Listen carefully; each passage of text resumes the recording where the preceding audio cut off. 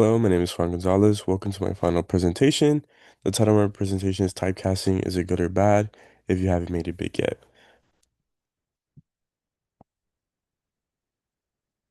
Intro. For my final project, I decided to research on typecasting. Connecting to the title of my presentation, is it a good thing or bad thing if you haven't made it big? My interest for the topic connects with my interest in media and film.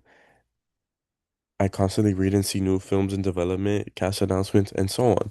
When things like this are released, there's always going to be honest reactions, most of the time positive and negative. So overall, I was curious to see if actors themselves found that typecasting was a good thing or bad thing. Connecting it to the class, um, we read and learned about how much representation matters, and I believe that this topic connects to it because there can be a benefit to typecasting, but nonetheless, being typecast limits opportunity for more people to help represent a culture in film and media than rather just one face for all time, as well as blurs true representation of cultures when one type of character is being acted amongst a race.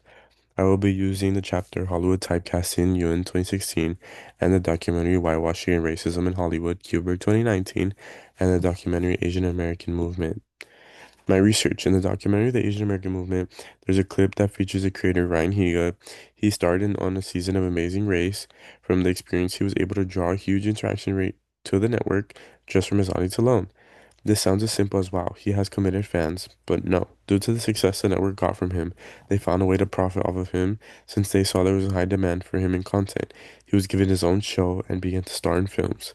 This ties into my thesis as to why where typecasting only benefited him because it benefited others, and this led to him being a big figure representation for the Asian community, which is really good. But we see how one successful outcome can lead to a constant demand for him to be in projects because networks knew he can produce numbers. My research continued.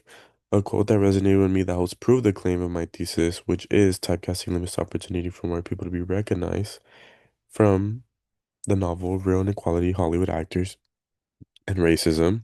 If any actor has starred in a successful film, Hollywood tried to cast that actor in the same kind of role to minimize risk and maximize profit.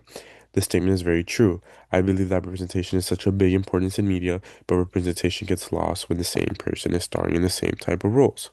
No one can interpret get this actor gets all the Asian lead roles, so one could say I have no chance to get them. This shadows more representation in film by not casting other actors, and not just actors, but types of roles.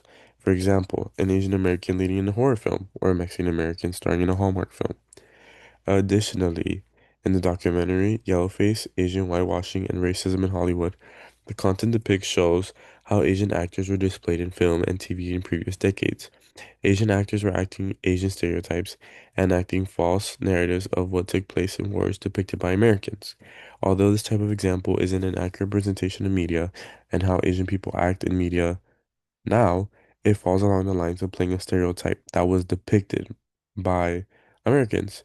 And in this case, depicted by, or in today's day, what could be depicted by writers and directors. There can always be underlying racism within a way someone's performance is written. This is my works cited page. And now going back to tie in my thesis, as I stated, I do believe there's a benefit to typecasting. We saw it with Ryan Higa, he was able to succeed and be representation for the Asian community. But if we go back to the quote I shared from this chapter, Real Inequality, Hollywood Actors and Racism, it just shows that because it was a minimal risk to use Ryan Higa multiple times, that's the only way they were going to be able to maximize profit.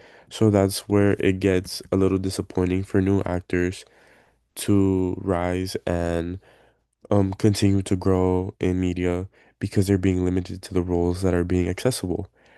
And one may feel unmotivated when they see just one person continue to play a similar role that isn't representing their culture correctly, and then they feel uninspired to continue to want to strive for that.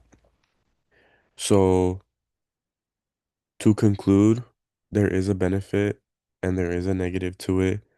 I do think there should just be more representation overall, not just for Asian Americans, but for any race, any community, anyone at all, because that's true representation.